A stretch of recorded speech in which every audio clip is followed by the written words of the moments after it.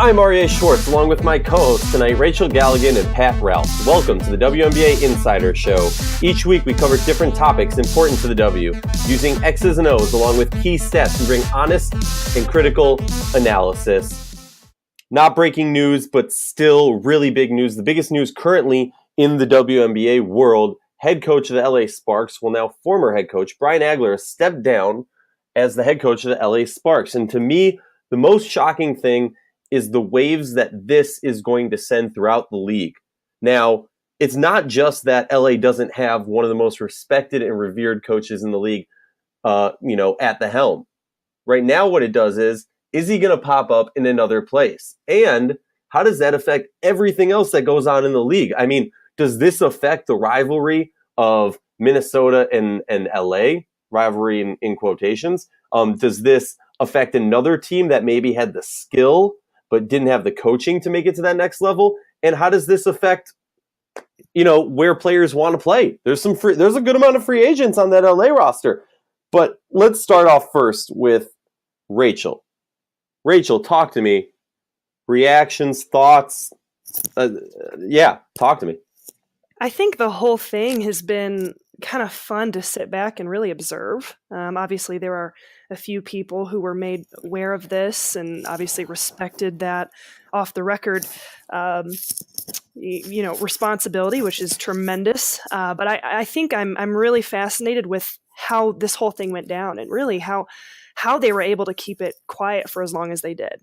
In this day and age, I think it was Blake Dudanis who brought up a point on Twitter. He said, how is it that, we don't, no one's heard about this? If this was in a men's game, we would have heard about this in minutes, let alone a month later. So that's the first point, which I think is fascinating to all of this. I don't know how you guys feel about that, but I think with me, this move by Agler makes sense.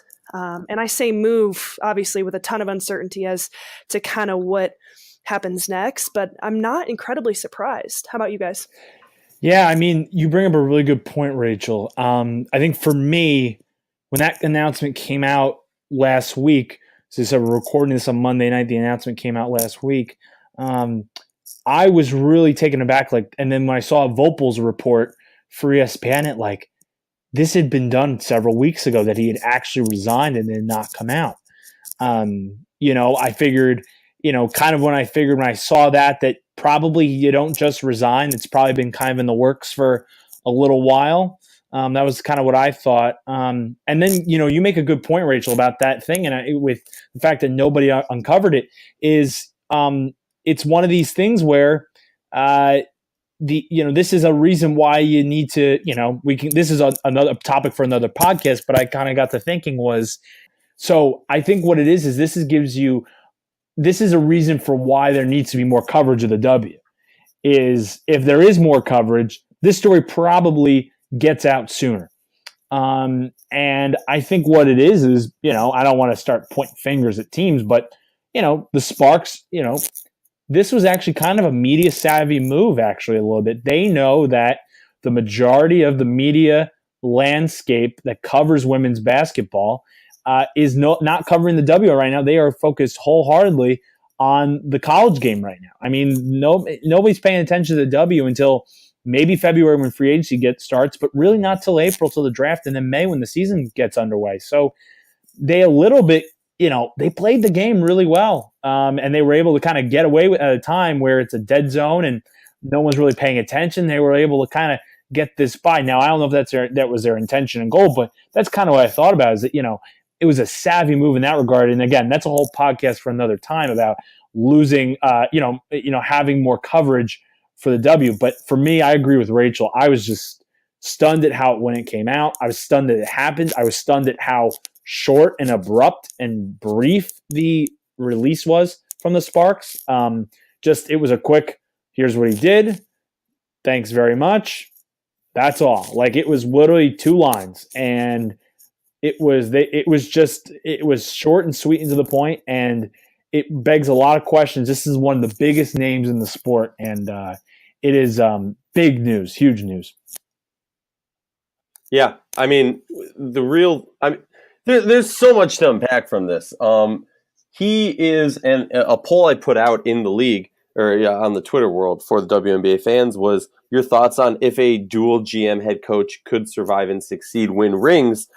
And we saw Agler do that in Seattle, winning his first ring. So I think it's interesting. I give a lot more credit. I mean, not to knock any people who have won championships as head coaches, but I think when you have that dual role, there's a little bit more credit due to you. And I think it's really impressive and says a lot about how elite of a mind he is. He's also the only coach to win it once in two different locations. So there's a lot to unpack here. I guess my question is, I have so many questions, but Rachel, if you're a head coach, what is the mindset of a head coach? Because we often don't hear of these top tier coaches stepping away. We often hear about them really being asked to leave. And this is a situation where, everyone knows, resigned could mean many things. Maybe they're trying to save face, blah, blah, blah, all that jazz, make it seem like everyone's happy. But I guess my thought to you, Rachel, is someone who has been a coach, what's it like at the end of each season kind of evaluating your personal needs versus thinking about, getting to a situation where you would be let go? There's so much that goes on behind the scenes. I mean, I'm not telling you anything you don't know there. But there's a lot of elements to this. And I think, especially in the professional game, let alone the college game and kind of where sport in general has taken us.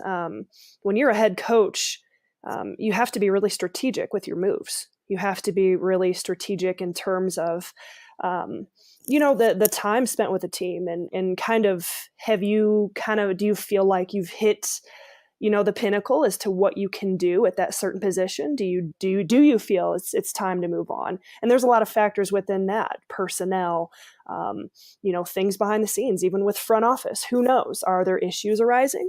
I'm just asking questions. I don't know. But I think part of it, and I think I can speak at a lot of different levels here, is throughout your career, I think, you kind of hit a peak at certain places, and then it's time to move on. And you kind of it's almost like a gut feeling where you feel like you've accomplished everything you could accomplish, maybe at that position.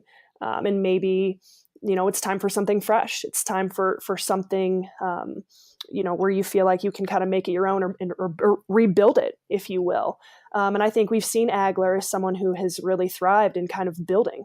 He's done a tremendous job in that, building programs into championships. And so I get a sense of kind of that's what some of this is. And I think this is a really strategic move. Mm-hmm. I think, he had a contract extension in LA. So to just walk away from that makes me feel like there's already something lined up. He didn't just walk away from this to just float around and ask questions. I'll tell you that. So, well, I mean, we even saw that in the few articles that we've seen, getting comments from him. We've seen that he says he still wants to coach. Yeah, and he will. And that's probably going to come out. Who knows? It could come out by the time this podcast airs, kind of what that next move is. And I know there's a lot of speculation with that already. We probably don't even need to get into it. But I think this is a very strategic move. This is Agler really working ahead of the curve. And I almost get the sense that things were maybe just for him, and I don't want to put words in his mouth. That's not the case, but you get like things were maybe a little bit stale. It's time for something new. It's time for something fresh. It's time for a change. And I think he's being, he's working ahead of the curve here. Yeah. Rachel, you're definitely right on that. And I think, it's interesting. The contract extension aspect is very odd. You sign the extension, then you think, it's time to go. You don't do that unless like you said, something's lined up. You've talked to someone, you're ready to go for the next opportunity, or B, something happened internally that we don't know about. And whether it was a power struggle, whether it was he just, you said got worn out and just got something changed this year with the team, which, I mean, from what we saw on the court, yes, something did change. They took a step back.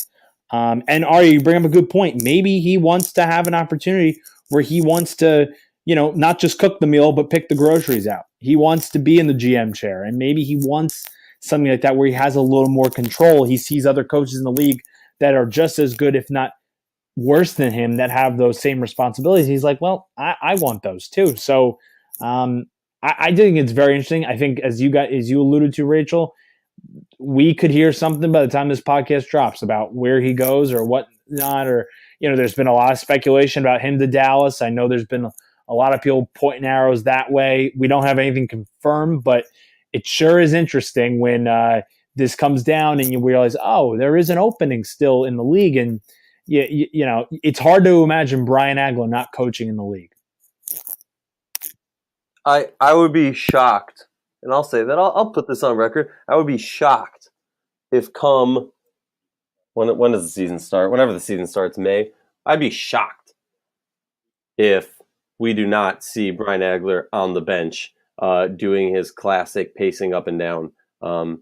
Just shocked. And that's all to talk about for now. We'll definitely be speaking to Brian. We'll definitely be speaking to other people in the know and trying to fill in this story a little bit more and keep you up to date about where his whereabouts and the whereabouts of that vacant spot in LA. Want to thank everyone for joining us for this show. This has been the WNBA Insider Show with Rachel Galligan and Pat Ralph. Each week, important topics to the W using X's and O's along with key stats to bring honest and critical analysis.